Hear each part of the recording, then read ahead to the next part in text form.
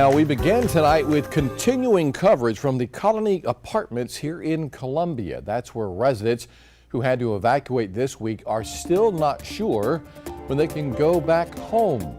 Residents were initially forced to leave those apartments on Christmas Eve after not having any heat or water. The Columbia Fire Department says they discovered a gas leak in several units this afternoon, leaving the residents there and their return in limbo. Our Peyton Lewis joins us in studio tonight with the latest from city leaders as they continue inspections at that complex. Peyton, what did you find out? JR, as residents remain evacuated, City of Columbia crews went out to the Colony Apartments again today to continue inspections, and they discovered even more concerning issues.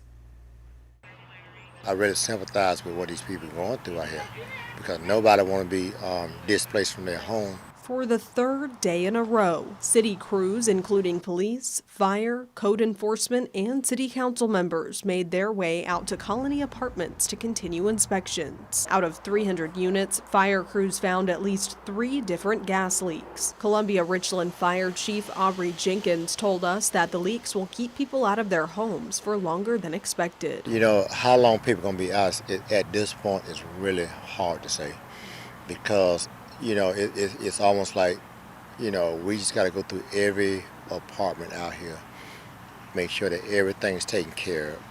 And that's going to take some time. Tenants have been temporarily staying in local hotels and were told they would get to leave by Friday, but now that may not be the case. We also spoke with Columbia Police Deputy Chief Melron Kelly, who says people have been allowed back into their homes for short periods of time to collect clothing or needed items. He gave this statement saying, quote, more than 50 units still need to be cleared to make sure that they have water, heat, smoke detectors, and carbon monoxide detectors as well. Kelly explained that since February of 2021, the apartments have had 10 code violations, including 8 for litter, 1 for an abandoned car, and 1 for a boarded up window. The apartment complex's last full inspection was in August of this year. City crews plan to be back in the apartment complex on Friday morning to start another round of inspections.